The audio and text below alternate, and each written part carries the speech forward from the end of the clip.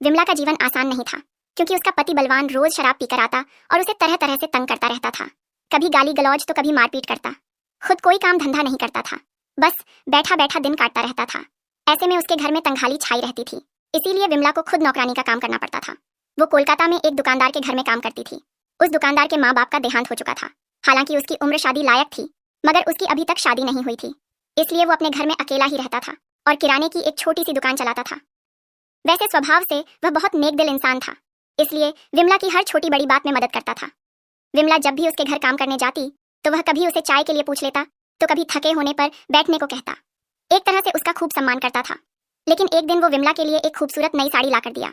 फिर उसने बहुत जिद किया कि विमला वो साड़ी पहने, और आखिरकार विमला ने वह साड़ी पहनकर उसके सामने आ गई।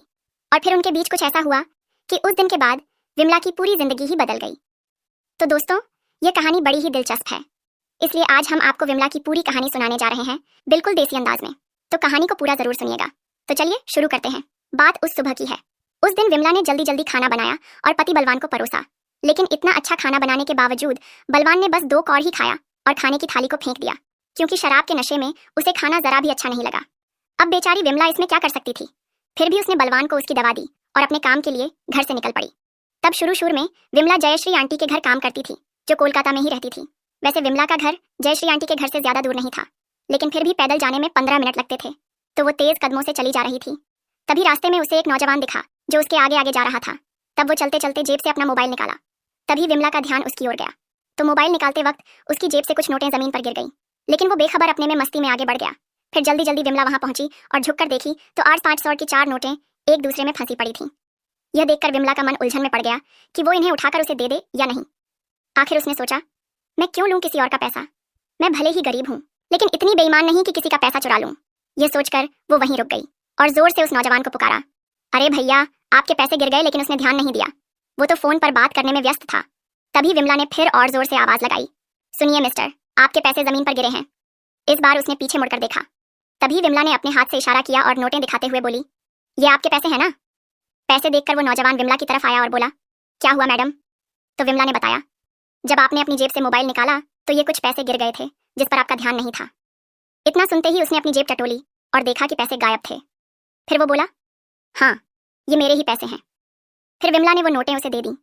लेकिन तभी उस नौजवान ने बड़े आश्चर्य और उत्सुकता से विमला को देखा। लेकिन जब विमला आगे बढ़ने लगी तो उसने आवाज दिया, मैडम जरा रुकिए। इस पर विमला वहीं ठिठक गई। फिर वो बोला, मैडम, आपकी ईमानदारी देखकर मुझे बहुत अच्छा लगा, क्योंकि आजकल कोई ऐसे मिले पैसे लौटाता नहीं। शायद कोई और होता तो ये पैसे रख लेता और मुझे पता भी नहीं चलता। लेकिन आपकी इस ईमानदारी से मैं बहुत प्रभावित हुआ हूँ, इसीलिए अगर आप चाहें तो इनमें से कुछ पैसे रख लीजिए, मुझे बहुत खुशी होगी। इस पर विमला हंसकर बोली, नहीं नहीं साहब, ये आपके पैसे हैं, आपके पास ही रहने चाहिए, मुझे इन्हें लेने का कोई हक नहीं। तब वो जिद करने लगा, लेकिन विमला ने साफ साफ कह दिया, साहब, अगर कोई काम हो तो मैं मेहनत कर सकती हूँ, उसके बदले मजदूरी दे दीजिएगा, लेकिन यूं ही पैसे लेना मुझे ठीक नहीं लगता। इस पर उसने बस सिर हिलाया और फिर विमला अपने रास्ते पर आगे बढ़ गई। लेकिन उस नौजवान ने जिस इज्जत से विमला से बात किया, उससे विमला का मन संतुष्टि से भर गया था। इसलिए उसने पीछे मुड़कर देखा तो वह नौजवान अभी भी उसे ही देखता हुआ वहीं खड़ा था। इन सब से उस दिन विमला को जयश्री आंटी के घर पहुंचने में थोड़ा देर हो गई थी, तो वह तेज तेज कदमों से चलकर उनके घर पहुंची। तब जयश्री आंटी घर पर ही थी, लेकिन उनका ध्यान अभी विमला की तरफ नहीं था। तो विमला ने फटाफट झाड़ू उठाई और आंगन साफ करने लगी। आंगन झाड़ने के बाद वो घर के अंदर गई। तभी जयश्री आंटी ने उसे देखा और गुस्से में बोली, क्या बात है विमला, अब आई है, इतनी देर हो गई, बाहर झाड़ू लगाई कि नहीं, और चल अब जल्दी जल्दी घर का काम निपटा। इस पर विमला ने शांति से कहा, हाँ आंटी, अब फटाफट काम कर लेती हूँ। लेकिन तभी जयश्री आंटी गुस्से में बोली, मुझे बेवकूफ मत बना। विमला एक तो देर से आती है और ऊपर से मुझे सिखाने चली है। यह कहकर वो बेवजह विमला पर चिल्लाने लगी। तो विमला ने सोचा, क्या करूं, मैं तो इनके घर की नौकरानी हूँ और मेरे जैसे गरीब औरत को काम मिलना ही बहुत है। यह सोचकर उसने चुपचाप उनका गुस्सा सहा और काम में जुट गई। थोड़ी देर बाद जयश्री आंटी के पति प्रकाश बाहर से आया। तब विमला किचन में खाना बना रही थी, तो अचानक प्रकाश किचन में चला गया और बोला, विमला कुछ खाने को है क्या। अच्छा सुन, तू खाना बना रही है ना, तो मुझे अभी ही कुछ खाने के लिए चाहिए, तो एक काम कर, तू जल्दी से गर्मा गर्म उपमा वगैरह बना दे। इस पर विमला ने कहा, ठीक है साहब, अभी बना देती हूँ। फिर वह उपमा बनाने लगी। तब भी प्रकाश किचन में ही उसके पास ही खड़ा रहा, जिससे विमला को थोड़ा अटपटा लग रहा था। लेकिन वह घर के मालिक था, तो वह कैसे कह सकती थी कि आप बाहर जाइए। इसलिए उसने चुप रहकर अपना काम जारी रखा।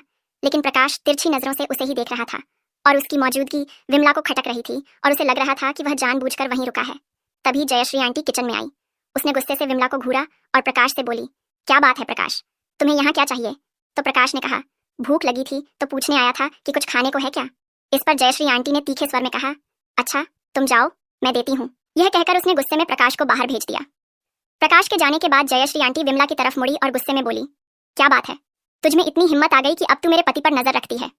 इस पर विमला डर गई और थरथराते हुए बोली, नहीं आंटी, मैंने कुछ नहीं किया, अगर कोई गलती हुई हो तो माफ कर दीजिए। तभी जयश्री आंटी चिल्लाई, गलती हुई? तू क्या पूछ रही है? मैं तुझे अच्छे से जानती हूँ, तू मेरे पति पर नजर डाल रही है।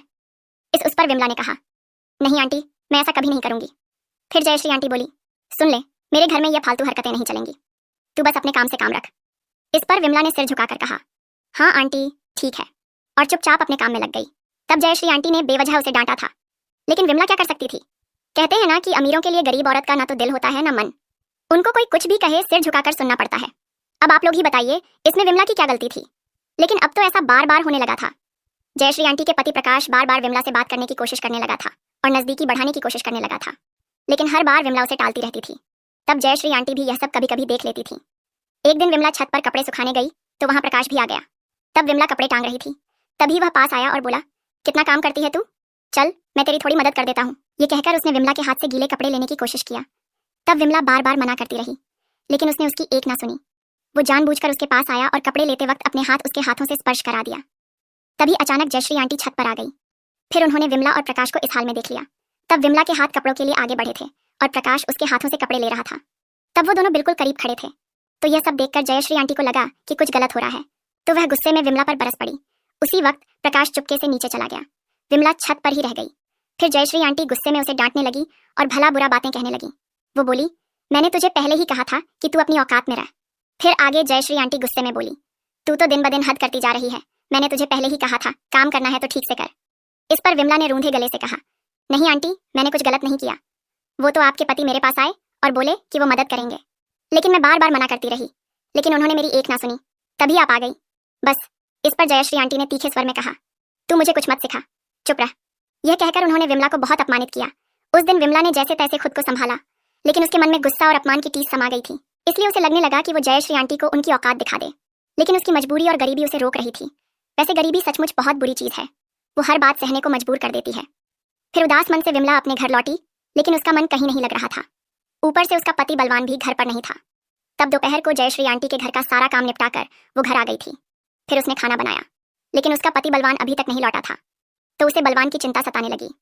फिर वह बाहर निकली और उसे ढूंढने लगी, लेकिन वह कहीं नहीं मिला। फिर पास की टपरी पर विमला ने रामू काका से पूछा तो उन्होंने बताया, बेटी तुम्हारा पति तो दारू के ठेके की तरफ गया है, मुझसे पैसे मांग रहा था लेकिन मैंने नहीं दिया। यह सुनकर विमला का दिल धक से रह गया। सचमुच ठेके पर गए हैं? तभी उसने फिर से पूछा तो रामू काका बोले, हाँ बेटी उधर ही गया है। यह सुनकर विमला तेज तेज कदमों से दारू के ठेके की ओर भागी।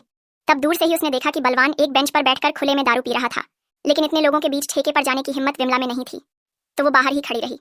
लेकिन कब तक वो बाहर इंतजार करती। आखिरकार उसने हिम्मत जुटाई और ठेके के गेट तक गई। वहां एक दरबान खड़ा था, तो विमला ने उससे कहा, मेरे पति बलवान अंदर हैं, क्या आप उन्हें बुला सकते हैं? तब उस दरबान में विमला की हालत देख और बलवान को बुलाने अंदर चला गया। थोड़ी देर बाद वो बलवान को लेकर आया, लेकिन तब तक बलवान इतना पी चुका था कि उसे चला भी नहीं जा रहा था। आखिरकार विमला ने उसका हाथ पकड़ा और धीरे धीरे उसे घर ले आई, लेकिन घर आते समय रास्ते में बलवान बड़बड़ाने लगा, तुझे अक्ल नहीं है, दारू के ठेके पर तू क्यों आई? इस पर विमला ने शांति से कहा, आप घर आए होते तो मुझे क्यों आना पड़ता, आपकी दवा लेने का वक्त हो गया था, खाना खाकर दवा लेनी थी और आप यहाँ पी रहे थे। लेकिन बलवान इतना नशे में था कि उसे कुछ समझ ही नहीं आ रहा था। वैसे बलवान को विमला की जरा भी परवाह नहीं थी, हालांकि विमला उसके लिए सब कुछ करती थी, घर चलाती थी, उसकी सेहत का ख्याल रखती थी, लेकिन वो बस ऐसा बर्ताव करता जैसे विमला उसकी कुछ नहीं लगती। फिर भी विमला क्या कर सकती थी, उसके पास कोई और रास्ता जो नहीं था। तब घर पहुंचकर उसने बलवान को खाना परोसा और दवा दी, लेकिन उस दिन विमला का मन खाने को नहीं हुआ, क्योंकि सुबह जयश्री आंटी ने उसे बेवजह खड़ी खुटी बातें जो सुनाई थी, जबकि उसके इसमें कोई गलती ही नहीं थी। इसलिए अब जयश्री आंटी के घर काम पर जाने की विमला की बिल्कुल भी इच्छा नहीं थी। आखिरकार विमला ने फैसला कर लिया कि अब वो जयश्री आंटी के घर काम नहीं करेगी, चाहे जो हो जाए। फिर अगले दिन वो जयश्री आंटी के घर गई और बोली, आंटी मेरे जितने पैसे बने हैं वो दे दीजिए, मेरे पति की तबीयत बहुत खराब है, इसलिए मैं कल से काम पर नहीं आ सकूंगी। तब जयश्री आंटी ने पैसे देने में बहुत आनाकानी की, लेकिन विमला ने ठान लिया था, इसलिए उसने साफ साफ कह दिया, मेरे काम के पैसे दे दीजिए, मुझे उसकी बहुत जरूरत है। तब आखिरकार मजबूरी में जयश्री आंटी ने उसके पैसे दे दिए। फिर विमला ने गर्व के साथ उनके घर का काम छोड़कर अपने घर लौट आई। लेकिन अब आगे क्या होगा, यह सवाल उसे बार बार सता रहा था, क्योंकि अब नया काम कहाँ मिलेगा, इसकी चिंता उसे खाई जा रही थी। इसके बाद वह रोज इधर उधर काम की तलाश में भटकने लगी, लेकिन विमला को कहीं काम नहीं मिल रहा था ऊपर से बलवान का रोज का ड्रामा, उसे कई तरह की लत थी। जवानी से ही वह इनमें फंसा हुआ था, इसीलिए इतनी कम उम्र में उसे तरह तरह की बीमारियां वो घेर चुकी थी, लेकिन वह सुधरने का नाम ही नहीं लेता था। विमला उसके लिए दिन रात मेहनत करती थी, लेकिन उसे ना अपनी परवाह थी ना विमला की। फिर भी विमला उसके दवा के लिए और घर के खर्चे के लिए रोज काम की तलाश में निकलती थी, लेकिन कुछ हाथ नहीं लगता था। ऐसे ही देखते देखते लगभग 2 महीने बीत गया, लेकिन विमला अब भी घर पर ही बैठी थी। जो थोड़ा बहुत पैसा बचा के वो रखी थी, वो भी अब खत्म होने को था। इसलिए अब आगे क्या होगा, कैसे होगा, यह चिंता उसे हर वक्त सताती थी। एक सुबह 9 बजे के करीब उसकी पड़ोसन लीला आंटी आई और बोली, विमला, तू काम ढूंढ रही है ना? इस पर विमला ने उत्सुकता से कहा, हाँ आंटी, कई दिनों से ढूंढ रही हूँ। तो लीला आंटी बोली, देख, हमारे कॉलोनी के पास ही गौशाला बस्ती है ना, वहाँ एक नौजवान रहता है, नाम है शंकर। उसके घर में काम है, वो अपना जनरल स्टोर चलाता है, लेकिन वह अकेला रहता है, इसीलिए उसे घर संभालने के लिए एक मेहनती और भरोसेमंद औरत चाहिए। पगार भी अच्छी मिलेगी, अगर तू तैयार है तो बता। इस पर विमला ने तुरंत कहा, हाँ आंटी, मैं तो तैयार हूँ, वैसे भी मैं काम की तलाश में ही हूँ, अगर यह काम मिल जाए तो बहुत अच्छा होगा। फिर लीला आंटी ने अपना फोन निकाला और बोली, तो मैं शंकर से बात करूं? इस पर विमला ने कहा, हाँ आंटी जरूर करिए। फिर लीला आंटी ने फौरन नंबर डायल किया और फोन स्पीकर पर रखकर बात शुरू की, तो सामने से आवाज आई, हाँ भेज दीजिए। और यह बात विमला को भी सुनाई दिया। फिर लीला आंटी बोली, देख विमला, तुझे गौशाला बस्ती मालूम है ना? तो विमला ने कहा, हाँ आंटी, अच्छे से जानती हूँ, मैं अक्सर वहां जाती हूँ। फिर लीला आंटी ने बताया, तो सुन, वहां कोने पर जो शिव मंदिर है, उसके पास एक जनरल स्टोर है, वहीं शंकर का घर है। ऊपर बोर्ड पर लिखा होगा शारदा जनरल स्टोर, वहीं पर तुम्हारा काम है। इस पर विमला ने कहा, हाँ आंटी, वो दुकान मैंने देखी है। फिर लीला आंटी बोली, तो जा बात कर ले, अगर तुझे ठीक लगे तो काम शुरू कर दे। तो विमला ने कहा, आंटी आपका बहुत बहुत शुक्रिया, आपने मेरी बड़ी मदद की है। इसके बाद वो फौरन घर गई और अपने पति बलवान से बोली, आप कहीं मत जाना, वैसे भी आपकी तबीयत खराब है, अगर कहीं गए तो देख लेना। इस पर बलवान ने तुनक कर कहा, तू जाने से पहले मेरा दिमाग क्यों खा रही है? इस पर विमला गुस्से में बोली, मैं आपके लिए इतना करती हूँ, घर चलाती हूँ, आपकी दवाओं का ख्याल रखती हूँ, जानते हो आपकी दवाएं कितनी महंगी मिलती हैं, और आप मुझे उल्टा जवाब देते हो। इस पर बलवान ने झल्ला कर कहा, मुझे ज्ञान मत दे, जा कोई काम धंधा देख। तब विमला को अच्छे से पता था कि बलवान को कितना भी समझाओ वो नहीं सुधरेगा, क्योंकि अगर वह उसकी बात मानता तो आज यह हालत ना होती। लेकिन अब वक्त गंवाने का नहीं था, इसीलिए वह फौरन गौशाला बस्ती की ओर निकल पड़ी। गौशाला बस्ती विमला के घर से ज्यादा दूर नहीं थी। कुछ ही मिनटों में वह शिव मंदिर के पास उस जनरल स्टोर पर पहुंच गई। फिर उसने दुकान का नाम पढ़ा, शारदा जनरल स्टोर। फिर विमला ने सोचा, अरे ये तो जनरल स्टोर है, मैं तो इसे किराना दुकान समझ रही थी, क्योंकि इससे पहले उसने इसे सिर्फ दूर से ही देखा था। लेकिन अब वो दुकान के पास आई तो वहां एक शख्स खड़ा था। तो उसने पूछा, बोलिए मैडम, आपको क्या चाहिए? तभी विमला उसकी तरफ देखी और उसे देखती रह गई। तब उसके मन में ख्याल आया, अरे इसे तो मैंने कहीं देखा है, लेकिन याद नहीं आया कि कहाँ। फिर वो सोचने लगी। तभी उस शख्स ने फिर से पूछा, बोलिए क्या चाहिए? तो विमला ने कहा, साहब मैं दुकान में कुछ खरीदने नहीं आई, बल्कि मेरी पड़ोस की लीला आंटी ने मुझे बताया कि आपको घर के काम के लिए एक औरत की जरूरत है। इस पर शंकर ने मुस्कुराते हुए कहा, अरे मैं तो आपका ही इंतजार कर रहा था, वो आप ही हो ना, क्या संयोग है हमारा। फिर वो हल्का सा हंसा और बोला, आपने मुझे पहचाना? तो विमला ने जवाब दिया, हाँ मुझे भी लग रहा है कि मैंने आपको कहीं देखा है, लेकिन याद नहीं आ रहा है। फिर उसने कहा, साहब क्या आप मुझे जानते हैं? तो शंकर बोला, अरे मैं आपको अच्छे से जानता हूँ, आपको कैसे भूल सकता हूँ। ये सुनकर विमला सोच में पड़ गई। अरे बाप रे, ये क्या बोल रहा है, मैंने इसका क्या बिगाड़ा है। फिर उसे थोड़ी चिंता होने लगी।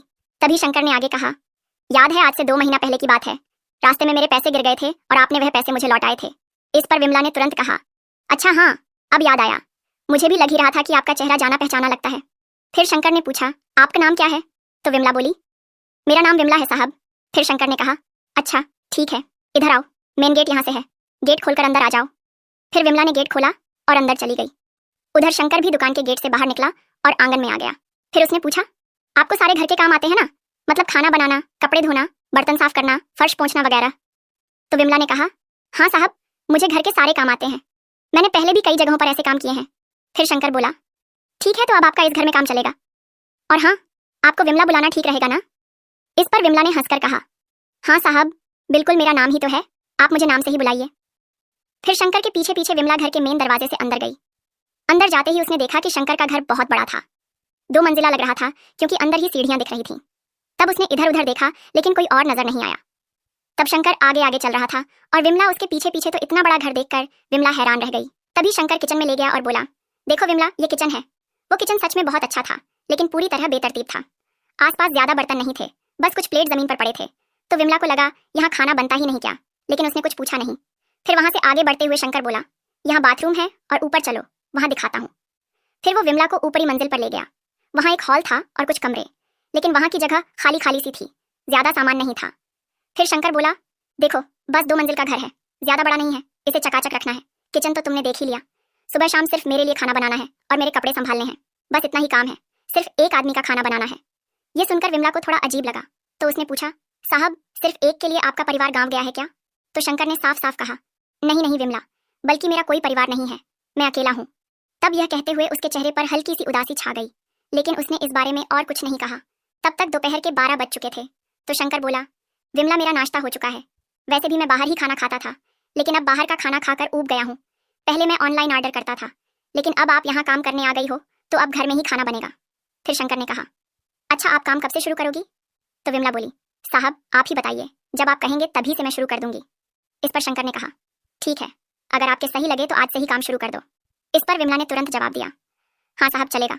फिर शंकर बोला, देखो आपने किचन तो देख लिया है, अब खाना बनाने के लिए जो जो सामान चाहिए उसकी एक लिस्ट बना लेना और मुझे दे देना। जो चाहिए होगा उसे मैं फौरन मंगवा लूंगा, और अभी के लिए बस घर और किचन में झाड़ू पोछा कर दो। इस पर विमला ने कहा, ठीक है साहब। इसके बाद शंकर अपने दुकान पर चला गया।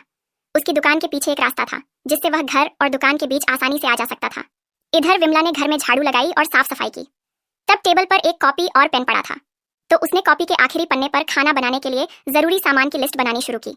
तब उसने किचन में देखा तो कुछ महीनों का थोड़ा थोड़ा सामान पड़ा था, लेकिन जरूरी चीजों की कमी थी, तो विमला ने वो सब लिख लिया। फिर उसने घर से ही शंकर को आवाज दी, साहब साहब। तो शंकर ने जवाब दिया, हाँ विमला रुको आ रहा हूँ। फिर वो ग्राहकों को निपटाकर जल्दी से घर आ गया, तो विमला ने उसे लिस्ट थमा दी। फिर शंकर ने लिस्ट देखा और बोला, अरे वाह, इतने कम वक्त में आपने इतनी बढ़िया लिस्ट बना दी, और आपका लिखावट भी बहुत सुंदर है। तब शंकर की तारीफ सुनकर विमला का मन खुशी से भर गया, क्योंकि आए दिनों कोई उसकी तारीफ तो करता नहीं था, बस ताने सुनने को मिलते थे या लोग उसे कम आंकते थे। तभी शंकर ने कहा, अच्छा आप अब जा सकती हो, कल फिर आना, लेकिन यह बता दो कि कब आओगी और कब जाओगी। तो विमला बोली, साहब मैं शाम को 4 बजे आऊंगी और 79 बजे तक रहूंगी, उसके बाद मुझे घर जाना होगा और सुबह 9 से 1 बजे के बीच काम करके चली जाऊंगी। इस पर शंकर ने कहा, ठीक है, ये वक्त बिल्कुल सही है, कोई दिक्कत नहीं। ये बात करके विमला अपने घर लौट आई। घर पहुंचते पहुंचते घड़ी में 2 बज गया था। घर आकर वह रोज के काम में लग गई, लेकिन आज वह बहुत खुश थी। थोड़ी देर बाद उसका पति बलवान बाहर से आया, तो विमला ने उसे देखा तो वह फिर से नशे में टुल था। शायद किसी ने उसे पैसे दे दिए होंगे। तब विमला ने उससे बात करने से नजरअंदाज किया और खाना बनाने लगी, क्योंकि आज खाना बनाने में देर हो गई थी और उसे भूख भी लग रही थी। तब खाना बनाते बनाते अचानक उसे ख्याल आया, अरे मैं तो पैसे की बात करना ही भूल गई, महीने का कितना पगार मिलेगा ये तो तय ही नहीं किया।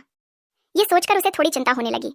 फिर उसने सोचा, कोई बात नहीं, कल पैसे की बात पक्की कर लूंगी, ताकि बाद में कोई झगड़ा ना हो। अगले दिन विमला सुबह जल्दी उठी, तैयार हुई और ठीक 8 बजे शंकर के घर पहुंच गई। तब दुकान अभी बंद थी, तो वह गेट से अंदर गई। तब दरवाजा खुला था, लेकिन उसने फिर भी खटखटाया, तो शंकर तुरंत दरवाजे पर आया और बोला, अच्छा हुआ तुम आ गई, मैं तुम्हारा ही इंतजार कर रहा था। आज शंकर ने सिर्फ टी-शर्ट और नाइट पट ही पहना था, जिससे वो बहुत छोटा लग रहा था, लेकिन विमला ने सोचा, मैं इन बातों पर ध्यान क्यों दूं।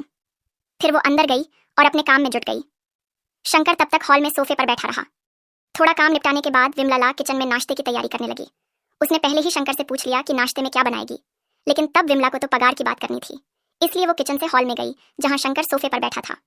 वहां जाकर विमला बोली, साहब आपसे एक बात करनी थी। तो शंकर ने कहा, हाँ बोलो ना। तो विमला ने कहा, साहब हमने पगार की बात तो किया ही नहीं, कल जल्दबाजी में मुझे भी ध्यान ही नहीं गया, इसलिए बता देते तो सही रहता कि महीने का कितना पगार देंगे। इस पर शंकर ने पूछा, अच्छा बोलो तुम महीने के कितने लूंगी। तो विमला बोली, नहीं साहब आप ही बताइए, मैं आपके घर काम कर रही हूँ और मैंने अपनी काम की वक्त भी बता दी है, इसलिए पैसे की बात आप ही तय कर लीजिए। बस इतना कहूंगी कि मैं सारा काम अच्छे से संभालूंगी, आपको मेरे काम की कोई शिकायत नहीं होगी। इस पर शंकर हंसकर बोला, अरे बाप रे कितनी अंग्रेजी बोलती हो तुम। इस पर विमला शर्माकर हल्के से हंसी और सिर झुका लिया। फिर शंकर ने कहा, अच्छा पहले जहां काम करती थी वहां कितना पगार मिलता था। तो विमला ने साफ कहा, साहब सच बोलूं, मुझे महीने के आरएस 8,000 मिलते थे। इस पर शंकर बोला, ठीक है मैं तुम्हें महीने के आरएस 18,000 दूंगा। इतना पगार सुनते ही विमला ने मन ही मन सोचा, अरे बाप रे ये क्या बोल रहा है, आरएस 18,000। तभी शंकर ने पूछा, आरएस 18,000 ठीक रहेंगे ना इस पर। विमला ने तुरंत कहा, हाँ हाँ साहब बिल्कुल ठीक है, पहले जहाँ काम करती थी वहां तो सिर्फ आरएस 8,000 ही मिलते थे, अब आप आरएस 1,000 दे रहे हैं तो मैं पूरे मन से काम करूंगी। फिर शंकर बोला, हाँ मुझे भी यही चाहिए, मैंने कई नौकरानियां से देखी हैं, कुछ तो ढंग से काम ही नहीं करती, क्योंकि मुझे साफ सुथरा और अच्छा काम चाहिए। इस पर विमला ने आत्मविश्वास से कहा, साहब मैं आपको शिकायत का मौका ही नहीं दूंगी। फिर शंकर ने कहा, ठीक है मैं बाहर हॉल में बैठता हूँ, नाश्ता तैयार हो तो बता देना। यह कहकर वह बाहर चला गया। इसके बाद विमला नाश्ता बनाने में जुट गई। तब उसके मन में विचारों की लहर उठ रही थी। महीने के आर्स 28,000, अब घर की कई मुश्किलें हल हो जाएंगी, शायद कुछ पैसे भी बच जाए। ये सोचकर वो खुशी खुशी खाना नाश्ता लगी। तब उसने फटाफट लूची और चोलर दाल बनाई और हॉल में सोफे पर बैठे शंकर को परोस दी। फिर शंकर ने 2 कौर खाया और बोला, अरे वाह, तुम्हारे हाथ का स्वाद तो लाजवाब है। मुझे तुम्हारे बनाए लूची और चोलर दाल बहुत पसंद आए। तब विमला को यह सुनकर बहुत अच्छा लगा, तो उसने कहा, सचमुच साहब, अगर और चाहिए तो बता दीजिए। तो शंकर बोला, हाँ, चाहिए होगा तो आवाज दूंगा, अब मैं आराम से खा रहा हूँ।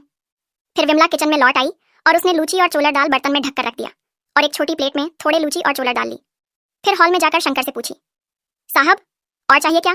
तो शंकर ने कहा, नहीं विमला, मेरा पेट भर गया। फिर विमला बोली, तो इन बचे हुए लूची और चोलर दाल का क्या करूं? तो शंकर ने कहा, अरे आपको भी भूख लगी होगी ना, तो आप भी खा लो। और एक बात विमला, आप ये मत समझ लेना कि आप यहाँ सिर्फ काम करने ही आई हैं, बल्कि इस घर को अपना घर समझ आराम से काम करना और बेफिक्र रहना, और भूख लगे तो कुछ भी बना के खा लेना। इस पर विमला मन ही मन सोचने लगी, अरे यह क्या बोल रहा है? लेकिन फिर उसने सोचा शायद इसे अच्छी नौकरानी मिलने की खुशी है। खैर, शंकर का स्वभाव विमला को बहुत अच्छा लगा, इसीलिए पहला दिन काम पर उसका बहुत अच्छा बीता। विमला अब शंकर के घर पूरे मन से काम करने लगी। क्योंकि शंकर अकेला रहता था, इसलिए खाना भी सिर्फ उसके लिए बनाना होता था, इसलिए ज्यादा काम नहीं था और शंकर खाने में भी सादा था। तू जो भी विमला बनाती वो बड़े चाव से खाता। देखते देखते 1 महीना बीत गया और हाँ, शंकर ने सचमुच 818,000 पगार उसे दे दिया। इतने सारे पैसे एक साथ हाथ में पकड़कर विमला की खुशी का ठिकाना ना रहा। एक सुबह वो रोज की तरह शंकर के घर पहुंची। तब उसका रूटीन था, पहले घर में झाड़ू पहुंचा, फिर बाथरूम में कपड़े धोना। उस दिन भी उसने झाड़ू लगाई और बाथरूम में गई। तब बाथरूम का दरवाजा खुला हुआ था तो वह सीधे अंदर चली गई, लेकिन अंदर जाते ही उसे जोर का झटका लगा क्योंकि शंकर वहां था। तब वह अपने कमर पर सिर्फ तौलिया ही लपेटे था, ऊपर का बदन पूरा खुला था, उसका रंग गोरा था और शरीर आकर्षक, इसलिए विमला की नजर पल भर के लिए उस पर ठहर गई। तभी शंकर ने कहा, अरे विमला, आप अचानक अंदर कैसे आ गई? इस पर विमला घबराकर बोली, सॉरी साहब, सॉरी, मुझे नहीं पता था कि आप अंदर हैं, मैं बस ऐसे ही आ गई। ये कहकर वो जल्दी से बाहर निकल आई और दूसरे काम में लग गई। फिर थोड़ी देर बाद शंकर भी बाहर आया, लेकिन विमला अब उसकी तरफ देखने की हिम्मत नहीं कर पा रही थी और शंकर ने भी उससे कुछ नहीं कहा। फिर थोड़ी देर बाद शंकर ने कपड़ा बदला और अपनी दुकान पर चला गया। फिर दोपहर को खाना तैयार हुआ तो हमेशा की तरह विमला ने शंकर को खाने के लिए बुलाया, तो शंकर ने दुकान बंद किया और 12:30 पर खाने के लिए आ गया। फिर विमला ने उसे थाली परोसी और वह टेबल पर बैठकर खाने लगा। हालांकि अब भी विमला का कुछ काम बाकी था, क्योंकि फर्श भी पोंछना था, तो उसने फटाफट फर्श पोंछने के लिए कपड़ा लिया और तेजी से काम में जुट गई। उधर शंकर हॉल में टीवी देखते हुए खाना खा रहा था और इधर विमला घुटनों के बल बैठकर फर्श पोंछ रही थी। तभी उसकी नजर अचानक शंकर की ओर गई तो वो उसे ही एक तक देख रहा था। यह देखकर विमला ने जल्दी से नजर फेर ली और अपने काम में ध्यान लगाने लगी, लेकिन वो बार बार टीवी की ओर देखता, फिर उसकी तरफ। तभी विमला का ध्यान अपने ऊपर गया तो उसने देखा कि उसकी साड़ी का पल्लू थोड़ा सरक गया था, जिससे उसका गला थोड़ा खुला हुआ था। तो विमला ने फौरन अपना पल्लू ठीक किया और ढंग से बैठकर फर्श पोंछने लगी। तभी शंकर को भी यह बात समझ आ गई, तो उसने तुरंत अपना नजर हटाया और टीवी पर ध्यान देना शुरू कर दिया।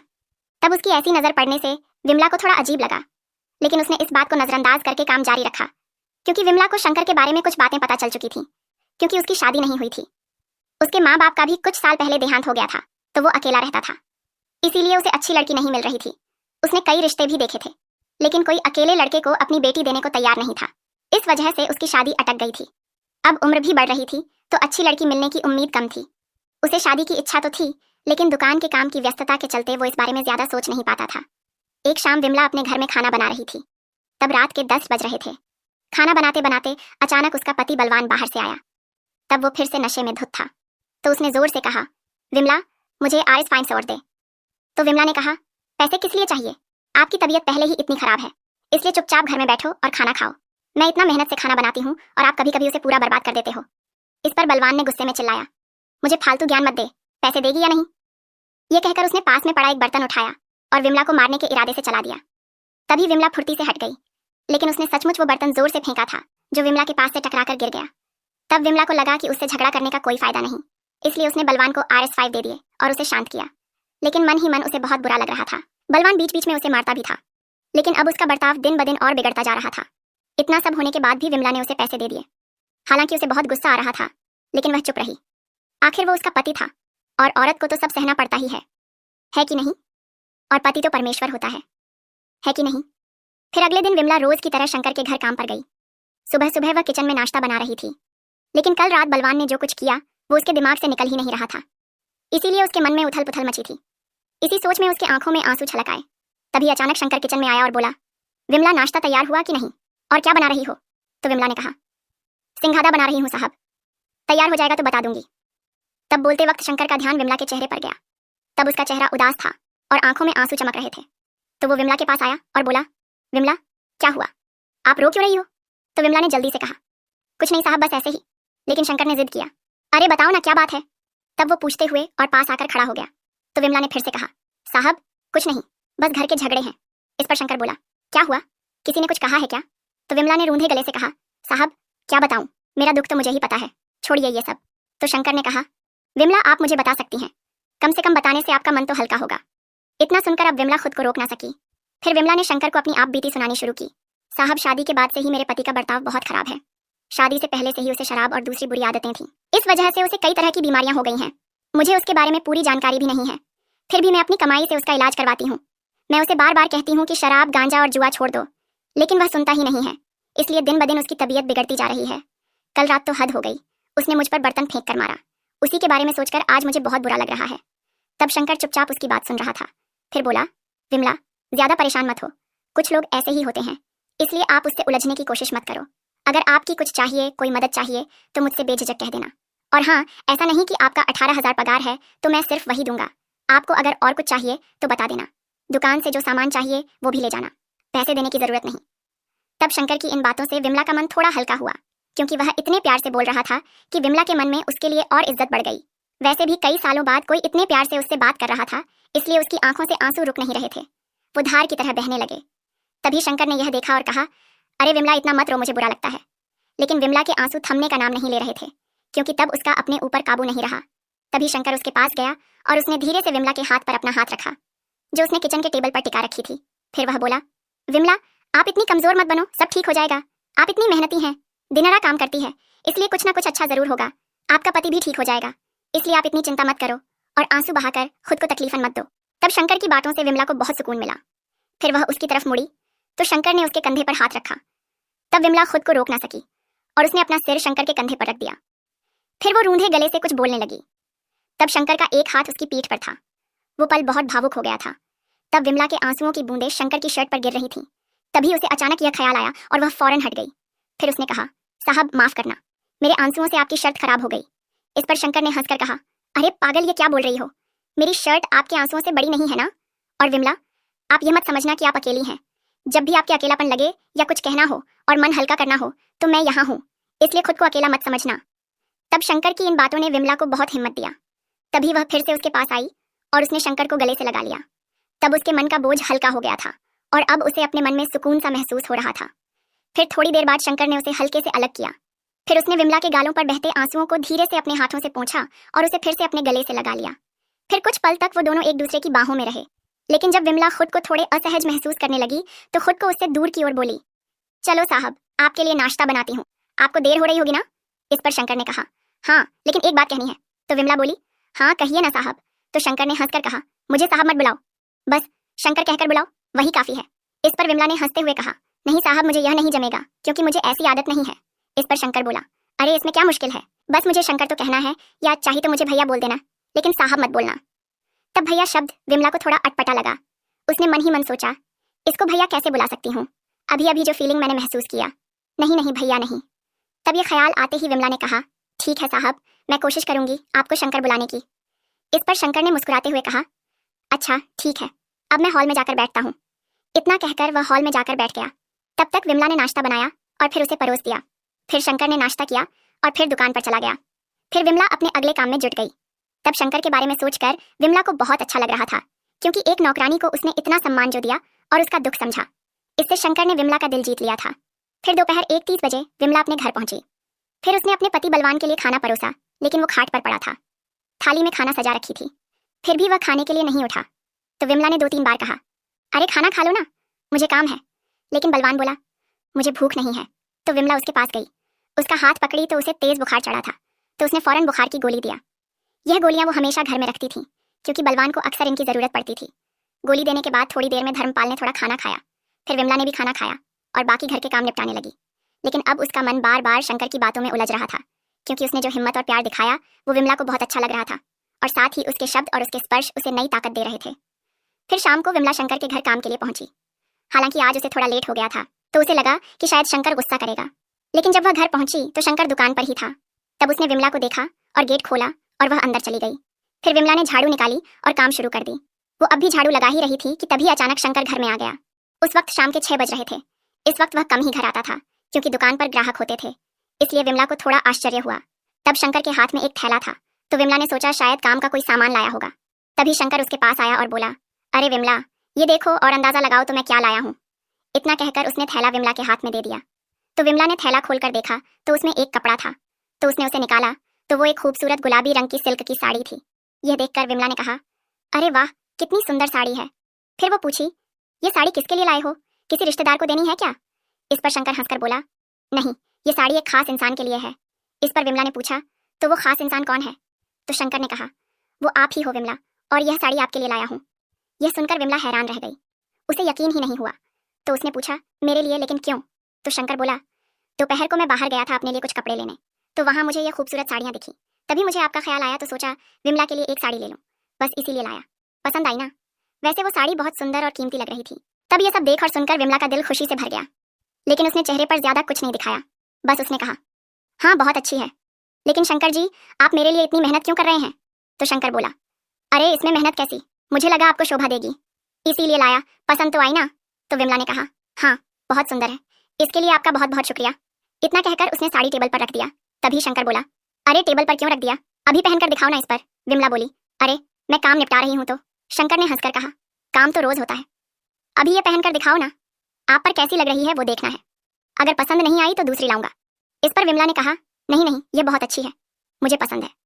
तब शंकर ने और जिद किया कि पहनकर दिखाओ ना, देखूं तो आप पर कैसी लगती है। तब शंकर की जिद देखकर विमला थोड़ा शर्मा गई, जिससे उसका चेहरा लाल हो गया और आखिरकार उसने कहा, ठीक है। फिर वो खुशी से हंसी और गिरविमला साड़ी लेकर एक कमरे में गई। फिर उसने अपनी पुरानी साड़ी उतारी और नई साड़ी पहननी शुरू की। नई साड़ी होने की वजह से उसे पहनने में थोड़ा वक्त लगा। उस थैले में कुछ साड़ी की पिन भी थी, लेकिन विमला को उनकी आदत नहीं थी तो उसने नहीं लगाई। बस पल्लू कंधे पर डाला और आईने में खुद को देखी, तो वो नई साड़ी विमला को बहुत झंझ रही थी। तभी आईने में खुद को देखकर वो शर्मा गई। तभी बाहर से शंकर की आवाज आई, अरे विमला, हो गया तो बाहर आओ ना, मैं इंतजार कर रहा हूँ। इतना सुनकर विमला हॉल में आई तो शंकर वहीं खड़ा था। तब उसने विमला को देखा और एकदम रुक सा गया। तब विमला की हिम्मत नहीं हुई कि वो उसकी आंखों में आंखें डालकर देखे, इसीलिए वह सिर झुकाकर इधर उधर ताकने लगी। तभी चुपके से एक बार तिरछी नजर से देखी तो शंकर की आंखें उस पर ही टिकी थीं। यह देखकर विमला का चेहरा शर्म से लाल हो गया, क्योंकि उसे थोड़ा अटपटा सा लगा। फिर उसने पूछा, क्या हुआ, मैं अच्छी नहीं लग रही क्या? तो शंकर बोला, अरे विमला, आप तो बहुत खूबसूरत लग रही हो, एकदम लाजवाब, ऐसा लगता है ये साड़ी जैसे सिर्फ आपके लिए ही बनी हो। इस पर विमला ने शर्माते हुए कहा, ऐसा कुछ नहीं होता, ऐसी तो कई साड़ियां बनती होंगी। तभी शंकर ने कहा, हाँ, लेकिन आप जितना शोभा किसी और पर नहीं देगी ना। तब उसकी यह बात सुनकर विमला और शर्मा गई, क्योंकि जब शंकर ने उसे यह साड़ी दिया था तब उसमें जो प्यार और सम्मान था वो विमला के दिल को छू गया था। तब उसकी आंखों में विमला के लिए इज्जत और अपनापन साफ झलक रहा था। तभी शंकर ने विमला के हाथ की ओर देखा और बोला, यह क्या, आपके हाथ में साड़ी की पिन तो है, लेकिन आपने लगाई नहीं। इस पर विमला ने शर्माते हुए कहा, हाँ, मुझे पिन लगाने की आदत नहीं है। इस पर शंकर हंसकर बोला, अच्छा फिर चलो मैं लगा देता हूँ, देखता हूँ मुझे आता है कि नहीं। इस पर विमला ने लजाते हुए कहा, अरे नहीं, रहने दीजिए, मैं बाद में लगा लूंगी। लेकिन शंकर आगे बढ़ा और बोला, अरे मैं लगा देता हूँ। कहते हुए वह विमला के पास आ गया।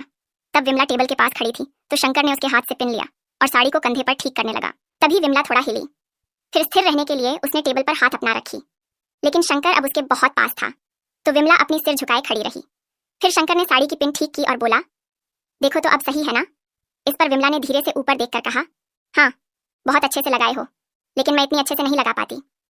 इस पर शंकर ने हल्के से हंसते हुए विमला की साड़ी का पल्लू अपने हाथ में लिया और बोला, आपकी साड़ी की डिजाइन तो बहुत ही प्यारी है। इस पर विमला ने शर्मा कर कहा, हाँ वो तो है। तब शंकर पल्लू को बार बार देख रहा था, लेकिन बीच बीच में विमला की ओर भी ताकता था। तब विमला का ध्यान उस पर नहीं था, लेकिन तभी अचानक शंकर ने पल्लू को हल्का सा खींचा, जिससे विमला उसके पास खींच गई, जिससे शंकर के हाथ का हल्का स्पर्श उसके कंधे पर महसूस हुआ। फिर उसका हाथ धीरे धीरे विमला के हाथ पर सरकने लगा। फिर उसने विमला का हाथ अपने हाथ में ले लिया। तभी उसकी उंगलियां वो विमला की उंगलियों में फंस गईं।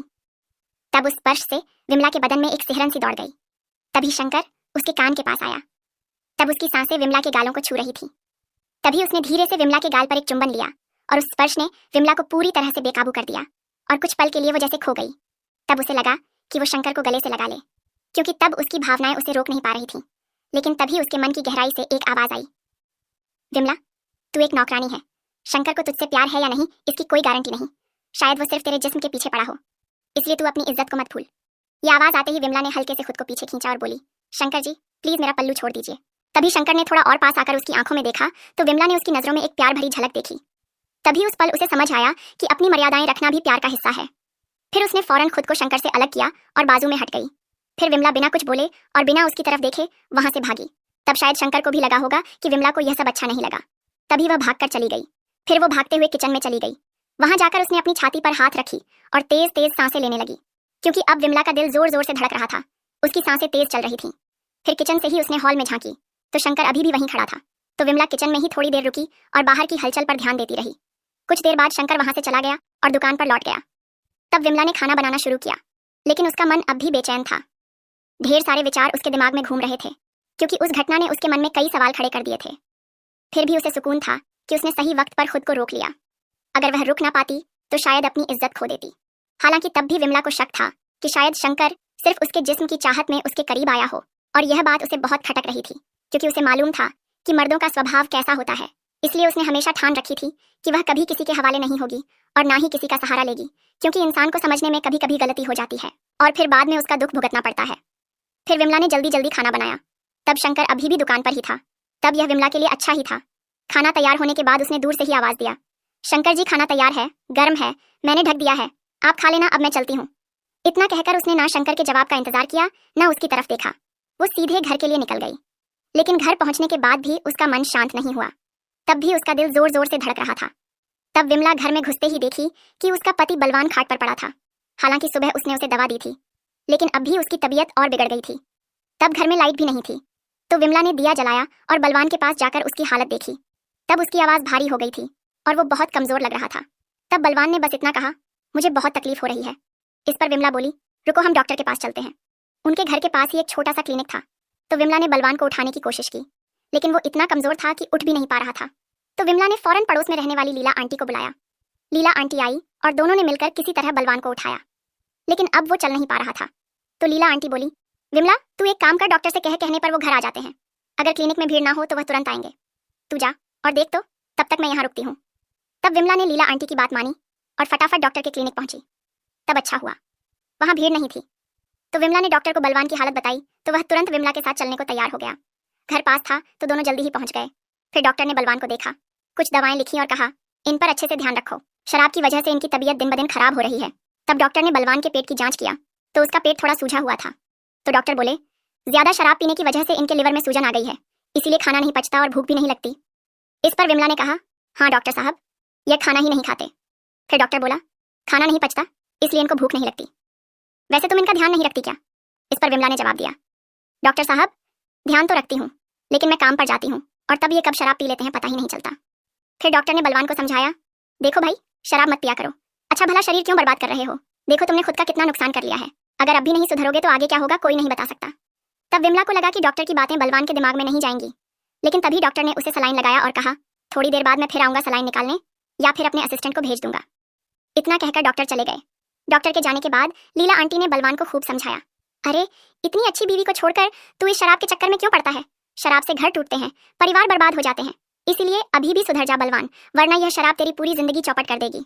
फिर लीला आंटी ने आगे कहा, देख विमला, दिन रात मेहनत करती है, घर चलाती है, ऊपर से तेरे इलाज का खर्चा उठाती है, फिर भी तू उससे पैसे छीनकर शराब पीता है और उसे मारता पीटता है। ऐसा मत कर बेटा, उसके मायके की हालत भी अच्छी नहीं है, नहीं तो कोई और औरत होती तो तुझे कब का छोड़कर चली गई होती। तुझे तो इतनी अच्छी बीवी मिली, लेकिन तुझ जैसे पति की वजह से उसकी जिंदगी नरक बन गई है। वो दिन रात मेहनत करके घर का बोझ उठाती है, अगर कोई और होती तो तुझे कब का छोड़ देती। फिर लीला आंटी ने विमला से पूछा, विमला तूने खाना खाया? अगर नहीं खाया तो खा ले और तू भी अपनी सेहत का ख्याल रख। फिर रात के 12 बजे विमला ने खाना बनाया। तब उसने 2-4 निवाले ही खाई। तब लीला आंटी भी वहां थी। तब वह थोड़ी देर और विमला के साथ बैठी, फिर अपने घर चली गई। फिर रात को सोने से पहले विमला ने बलवान को उसकी दवाइयां दी और फिर खुद जाकर सो गई। लेकिन अब दिन भर की घटनाएं उसके दिमाग में घूम रही थी। तब वो अभी भी वही गुलाबी साड़ी पहने हुई थी जो शंकर ने उसे दिया था। उस साड़ी के डिजाइन और कपड़ा बहुत प्यारा था। साड़ी का पल्लू हाथ में लेकर देखते हुए उसे फिर से शंकर के साथ हुई घटना याद आने लगी। हालांकि अब उसे बुरा लग रहा था, क्योंकि शंकर हमेशा उसके साथ अच्छा बर्ताव करता था, लेकिन उस पल में वो दोनों अचानक इतने करीब आ गए थे कि वह लम्हा बहुत भावुक बन गया था।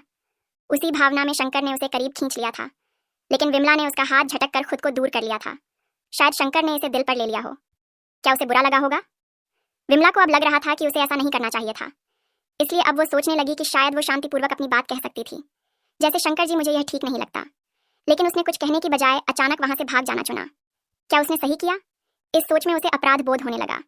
वैसे भी शंकर का स्वभाव ऐसा नहीं था कि वो उस पर कोई जबरदस्ती करता, इसलिए क्या उसने उसका गलत मतलब निकाल लिया था? हालांकि अब विमला की इसका जवाब नहीं मिल रहा था, तो विमला को अब पछतावा होने लगा। फिर उसने सोचा, कल वो शंकर से शांति से बात करेगी। अगर उसके मन में कोई गलत फहमी हुई हो तो वह उसे दूर करेगी, क्योंकि शंकर के घर का काम उसके लिए जरूरी था, क्योंकि वह अच्छा पगार देता था और कभी कभी दुकान से सामान भी देता था और उसकी ही मदद से विमला का घर चल रहा था। अगर यह काम छूट गया तो 18,000 की नौकरी दूसरे उसे कहाँ मिलेगी? फिर बलवान की बीमारी और इलाज का खर्चा वो कैसे उठाएगी? इन सब विचारों से उसका दिमाग भारी हो गया। हालांकि शंकर की इस मदद के लिए विमला उसकी एहसानमंद थी। उस रात उसे देर तक नींद नहीं आई। फिर सुबह उठी तो शरीर में भारीपन और सिर दर्द महसूस हुआ, लेकिन काम तो करना ही था। इधर उसके पति बलवान को अभी भी बुखार था, तो विमला ने उसे नहलाया नहीं। फिर उसने नाश्ता बनाया, खाना तैयार किया और बलवान को बता दिया, खाना किचन में रखा है, खा लेना। दवाइयां भी टेबल पर रखी हैं। फिर वह अपने काम के लिए निकल गई। आज 9 बजे वह शंकर के घर पहुंची। तब तक शंकर ने अपनी दुकान खोल रखी थी और वह वहीं था। तभी विमला मेन गेट से अंदर गई तो शंकर ने उसे जाते देखा, लेकिन कुछ बोला नहीं। तब विमला अंदर जाकर अपने काम में जुट गई। फिर नाश्ता तैयार होने पर विमला ने शंकर को आवाज दिया, शंकर जी नाश्ता तैयार है। फिर शंकर आया और टेबल पर रखे नाश्ते से नाश्ता लिया और दुकान पर लौट गया।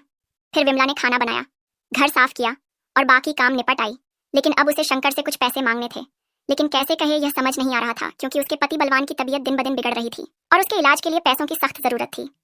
आखिरकार खाना बनाकर 1 बजे विमला ने शंकर से कहा, शंकर जी खाना तैयार है, आप खा लेना, मैं अब चलती हूँ। इतना कहकर वो अपने घर के लिए निकल पड़ी। तब 1:30 बजे वह घर पहुंची तो बलवान ने अभी तक खाना नहीं खाया था, तो विमला ने उसे खाना खिलाया और दवाइयां दी। शाम को वह फिर शंकर के घर गई। तब पहले वह चाय बनाकर दी। तब शंकर सोफे पर बैठा था, तो चाय पीते हुए उसने विमला से कहा, विमला कल जो कुछ हुआ क्या उससे तुझे बुरा लगा? तब शंकर के लहजे में समझदारी थी। तब उसने साफ किया कि उसने जानबूझकर कुछ नहीं किया था और ना ही उसके मन में विमला के लिए कोई गलत ख्याल था। तब उसकी बातों से विमला को थोड़ा सुकून मिला, तो विमला ने कहा, नहीं मुझे कुछ बुरा नहीं लगा, लेकिन शंकर जी मेरा तो ब्याह हो चुका है। इसके बाद वो चुप रही। थोड़ी देर बाद फिर उसने हिम्मत करके कहा, शंकर जी मुझे थोड़े पैसों की जरूरत है, क्योंकि मेरे पति की तबीयत बहुत खराब है। उन्हें शहर के डॉक्टर को दिखाना है। डॉक्टर ने खून चढ़ाने को कहा है। इसके लिए कुछ पैसे चाहिए। क्या पगार में से थोड़ा एडवांस दे सकते हैं? इस पर शंकर ने तुरंत कहा, हाँ बिल्कुल, जब भी पैसे चाहिए हो मांग सकती हो, मैं कभी मना नहीं करूंगा। इतना कहकर उसने अलमारी से आरस का 25,000 निकाला और विमला के हाथ में दे दिया। तब विमला थोड़ा हिचकते हुए बोली, शंकर जी मेरा पगार तो 18,000 है, आप 7,000 ज्यादा दे रहे हैं। इस पर शंकर हंसकर बोला, कोई बात नहीं, इस महीने का पगार 25,000 मान लो। तब शंकर की इस मदद से विमला को बहुत राहत मिली। तब उसके मन में यह ख्याल आया कि वह उसे गलत समझ रही थी, क्योंकि शंकर तो सचमुच अच्छा इंसान है। फिर उसने कहा, शंकर जी मैं आपकी बहुत बहुत शुक्रगुजार हूँ। अगर आपने वक्त पर मदद ना की होती तो मेरी बहुत मुश्किल पड़ जाती। इस पर शंकर बोला, अरे विमला चिंता मत करो, और हाँ अगर और कुछ पैसे या कुछ भी चाहिए तो बता देना। इस पर विमला ने कहा, ठीक है। फिर आगे विमला ने कहा, शंकर जी कल मैं नहीं आ पाऊंगी, क्योंकि अपने पति को अस्पताल ले जाना है। इस पर शंकर ने फौरन जवाब दिया, हाँ कोई बात नहीं। इतना कहकर विमला अपने घर लौट आई। फिर अगले दिन वो बलवान को लेकर शहर के अस्पताल गई। वहां डॉक्टर ने जांच किया और बताया, इनकी हालत बहुत नाजुक है। शराब की वजह से इनका लिवर 25% खराब हो चुका है, इसलिए इन्हें कुछ दिन अस्पताल में रखना होगा। साथ ही लिवर में एक गांठ है जिसका ऑपरेशन भी करना पड़ेगा, लेकिन पहले इनके शरीर में ताकत लानी होगी। इस पर विमला ने कहा, ठीक है डॉक्टर साहब, इन्हें भर्ती कर लीजिए।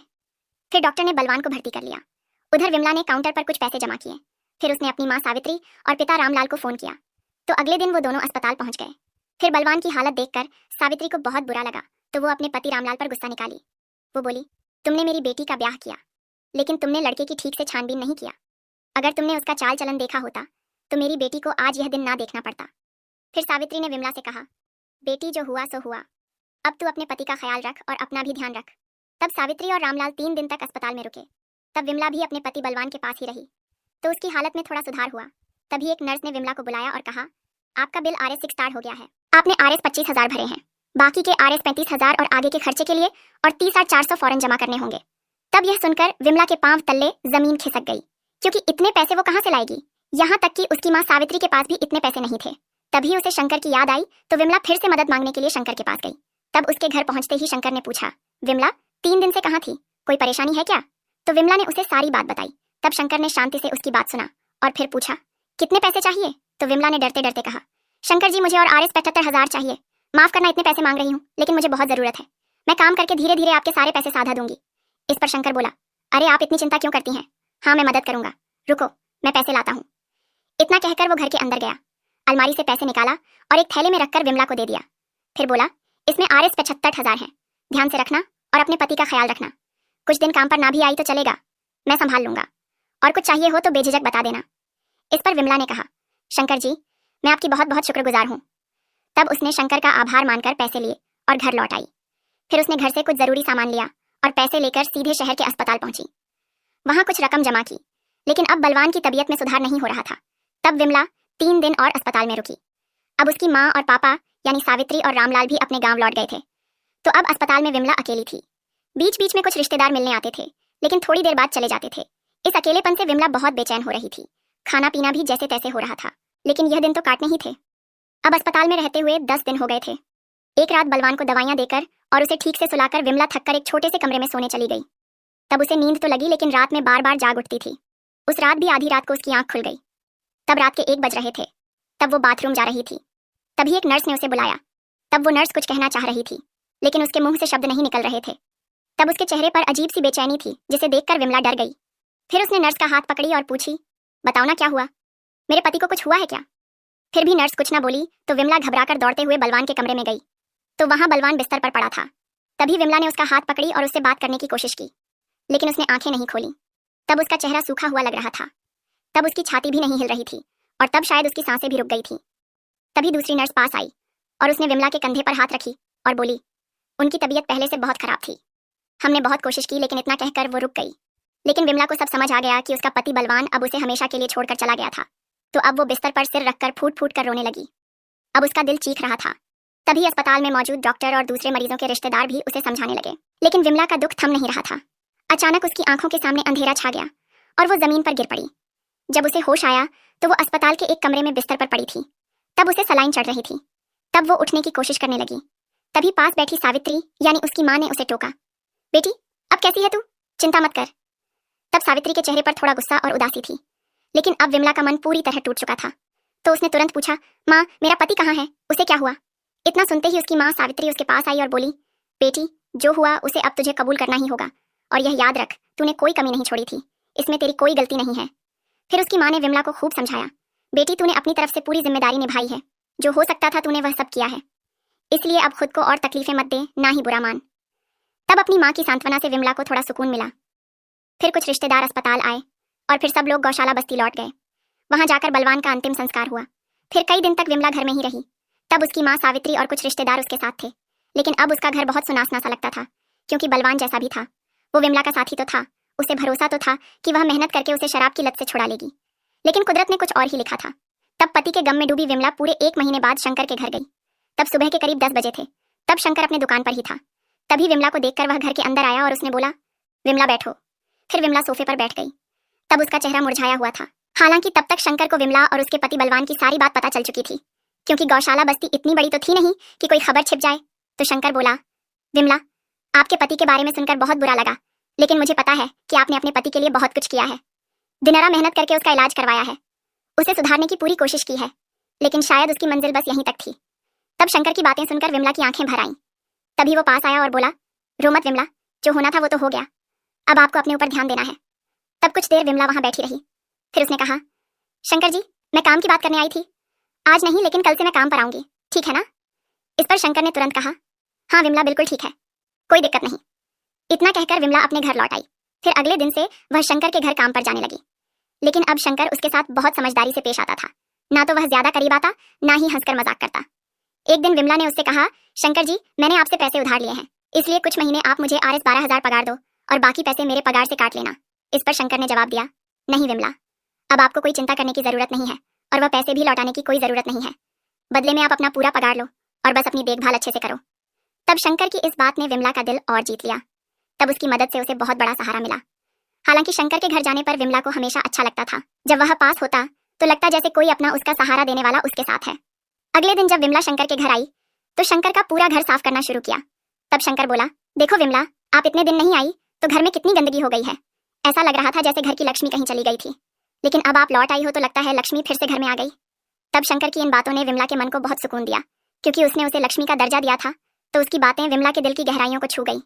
इसके बाद समय बीतता गया और 1 साल कब बीत गया पता ही नहीं चला। इन 1 साल में विमला के मन से बलवान के जाने का दुख भी कम हो गया था और उसने सीख लिया था कि कोई कितना भी अपना क्यों ना हो, उसके जाने से जिंदगी कभी नहीं रुकती। हालांकि जब कोई अपना अचानक चला जाता है तो दिल का दर्द बयान करना मुश्किल होता है, क्योंकि उस वक्त लगता है कि सब खत्म हो गया, अब जीने का कोई मतलब नहीं रहा। लेकिन वक्त के साथ ही मन उस दुख से उभर कर आगे बढ़ने का रास्ता भी ढूंढ ही लेता है, और विमला की जिंदगी में भी ऐसा ही हुआ। वक्त ने उसे सिखाया कि दुख में अटकना कोई हल नहीं, और इंसान को अपने दुख पर जीत हासिल करने में वक्त उसका मदद करता है। जो पहले असहनीय लगता है वही समय के साथ स्वीकार करना आसान हो जाता है। वक्त ने विमला को सिखाया कि दुख हमेशा नहीं रहता, समय बीतता है, यादें धुंधली पड़ती हैं और नए सपने जन्म लेते हैं। इसलिए अब विमला ने खुद से प्यार करना सीख लिया है, क्योंकि जिंदगी ने जो उसे दिया है उसके लिए वो शुक्रगुजार है, और उन मुश्किलों ने उसे और मजबूत बना दिया है। एक दिन विमला शंकर के घर पर्दे साफ कर रही थी, तभी अचानक उसका पैर फिसला और वह जमीन पर गिर पड़ी, जिससे उसके पांव में मोच आ गई। तब गिरने की आवाज सुनकर शंकर दुकान से दौड़ता हुआ घर आया। तब विमला वहीं जमीन पर बैठी थी, क्योंकि तब मोच के कारण उसके पांव में बहुत दर्द हो रहा था। तो शंकर ने पूछा, क्या हुआ विमला, ठीक तो हो ना? इस पर विमला ने कहा, कुछ नहीं, बस पैर फिसल गया इसीलिए गिर गई। इस पर शंकर बोला, अरे विमला, काम थोड़ा संभल कर किया करो, इतनी जल्दी की क्या जरूरत है। फिर वह विमला के पास बैठ गया। तब विमला बैठी हुई अपना पांव सहला रही थी, तो यह देखकर शंकर ने पूछा, विमला, ज्यादा चोट तो नहीं लगी ना? इस पर विमला ने हल्के से मुस्कुराकर कहा, नहीं, बस थोड़ा सा है, सहन हो रहा है। फिर शंकर ने कहा, चलो उठी और सोफे पर बैठ जाओ। तब उसने विमला का हाथ पकड़ा और उसे सोफे पर बिठाया। फिर वह विमला के पांव की तरफ देखकर बोला, ज्यादा दर्द हो रहा है क्या? तो विमला ने जवाब दिया, थोड़ा दर्द है लेकिन ठीक है। तभी शंकर ने धीरे से विमला के पांव को छुआ और हल्के हल्के सहलाने लगा। तो विमला ने फौरन कहा, अरे ऐसे पैर मत छुओ। तो शंकर ने पूछा, क्यों, क्या हुआ, ज्यादा तकलीफ हो रही है ना? इस पर विमला हल्का सा हंसते हुए बोली, नहीं, ऐसी बात नहीं है। तब शंकर विमला के बिल्कुल पास सोफे पर बैठा था। तभी उसने विमला के हाथ पर अपना हाथ रखा और उसकी आंखों में देखते हुए कहा, विमला, एक बात कहूं? तो विमला ने कहा, हाँ कहो ना। तो शंकर बोला, मुझे लगता है बस आपको देखते रहना चाहिए इस पर। विमला ने हंसकर कहा, अरे बाप रे, मेरा पैर दुख रहा है और तुम कह रहे हो कि मुझे देखते रहना है। तब वह गाल में गाल दबाकर हंसी और थोड़ा शर्मा भी गई। तभी शंकर उसके और करीब आया। फिर उसने विमला का हाथ पकड़ा और धीरे से उसके हाथ पर एक चुंबन लिया। तब इस हरकत से विमला सिहर उठी। तभी शंकर उसके और करीब आया और उसे अपनी बाहों में भरते हुए बोला, विमला, आप मुझे बहुत अच्छी लगती हो। इतने महीनों और सालों से आप मेरे घर काम कर रही हो, अब तो ऐसा लगता है जैसे आप इसी घर की हो। वैसे भी आपके बिना मेरा इस दुनिया में कोई नहीं है। इस पर विमला ने चौंक कर कहा, अरे ये क्या बोल रहे हो? तो शंकर ने गंभीरता से कहा, सच बोल रहा हूँ और दिल से बोल रहा हूँ। तब शंकर का हाथ विमला की पीठ पर था, क्योंकि वो गले लगाए हुए था। तभी उसके होंठ विमला की गर्दन के पास हल्के से छू गए। तभी विमला ने भी उसे जोर से गले लगा लिया। तब शंकर इस नजदीकी ने विमला के अंदर एक नई ऊर्जा भर दिया और फिर शंकर ने अपना हंठ उसके होठों पर रख दिया। और तभी बाहर दुकान से किसी की आवाज आई, अरे शंकर भाई। तब शायद कोई ग्राहक आया था। तो विमला फौरन संभली और अपना पल्लू ठीक किया। तब शंकर ने भी उसे छोड़ा और जल्दी से दुकान की तरफ चला गया। तभी विमला के मन में ख्याल आया, यह ग्राहक को अभी ही आना था, थोड़ा बाद में आता तो उसका क्या बिगड़ जाता। तब वह मन ही मन उस ग्राहक को कोसने लगी। फिर थोड़ी देर बाद शंकर लौटा और फिर विमला के पास सोफे पर बैठ गया। लेकिन अब विमला की हिम्मत नहीं हो रही थी कि वो उसकी तरफ देखे, क्योंकि अब उसका चेहरा शर्म से लाल हो गया था। लेकिन उसके गुलाबी होठों पर शंकर के होठों की छुअन की जादू अभी भी था, इसीलिए वो और ज्यादा सह उठी। तब उसके बाल थोड़े बिखरे हुए थे और मन में भावनाएं उमड़ रही थीं। तभी शंकर फिर से उसके करीब आया। फिर उसने विमला का हाथ हल्के से पकड़ा और बोला, विमला, आपसे कुछ पूछना है? तो विमला ने शर्माते हुए कहा, हाँ पूछो ना। तो शंकर ने रुककर उसकी आंखों में देखा और फिर बोला, विमला, मुझसे शादी करेगी? तब यह शब्द सुनकर विमला का दिल भर आया, क्योंकि तब शंकर की आंखों में सच्चा प्यार और फिक्र साफ दिख रही थी। तब विमला ने उसकी तरफ देखा और उसी पल शंकर ने उसे फिर से अपने करीब खींचा और जोर से गले लगा लिया। तब विमला ने भी उसे कसकर गले लगा लिया।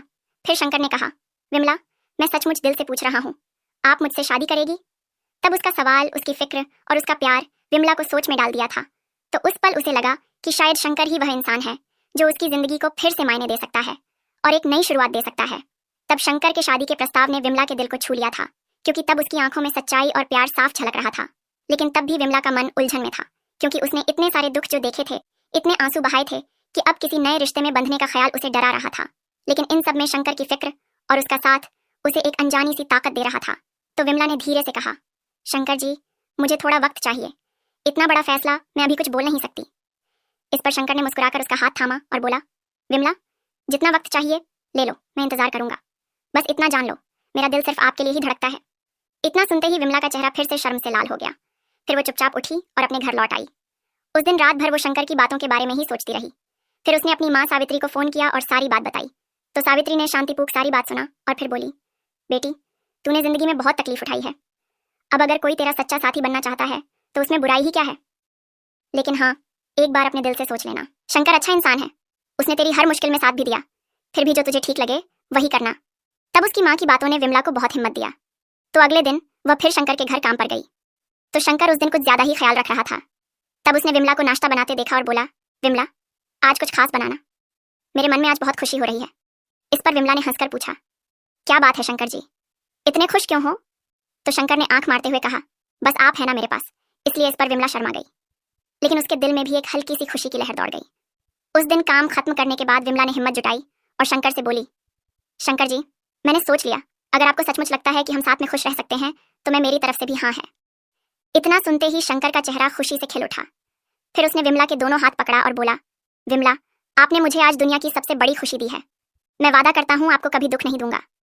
यह सुनकर विमला की आंखें नम हो गईं, क्योंकि तब उसे लगा जैसे जिंदगी ने उसे फिर से जीने का एक मौका दिया है। तब विमला के यहाँ कहने के बाद शंकर ने कोई देरी नहीं किया। उसने अपने कुछ करीबी दोस्तों और पड़ोसियों को अपनी और विमला की शादी की बात बताया। फिर गौशाला बस्ती में खबर आग की तरह फैल गई। फिर लीला आंटी को जब यह बात पता चली तो वह सीधे विमला के घर पहुंची और बड़े उत्साह से उससे पूछी, विमला, यह सच है, तूने शंकर के साथ ब्याह करने का फैसला कर लिया। इस पर विमला ने शर्माते हुए हाँ में सिर हिलाया। तो लीला आंटी ने उसे गले लगाया और बोली, बेटी, बहुत अच्छा किया तुमने। शंकर बहुत अच्छा लड़का है, उसने तेरी हर मुश्किल में मदद भी किया है और अब तू भी हकदार है एक खुशहाल जिंदगी की। फिर विमला ने अपनी दूसरी शादी के लिए अपनी माँ और पापा को भी बुलाया। पहले तो दोनों शुरू में थोड़ा हिचकिचाए, क्योंकि विमला की दूसरी शादी की बात उनके लिए नई थी।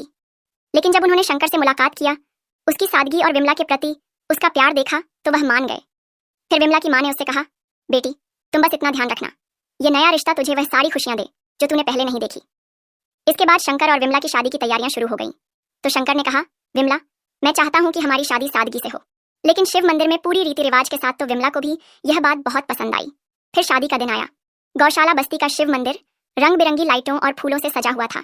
जयश्री आंटी, रामू काका और बस्ती के कई लोग वहां मौजूद थे। तब विमला जोड़े में किसी नई नवेली दुल्हन की तरह चमक रही थी। शंकर भी शेरवानी में बहुत जच रहा था। यह सब देखकर सावित्री और रामलाल की आंखें खुशी से नम थीं।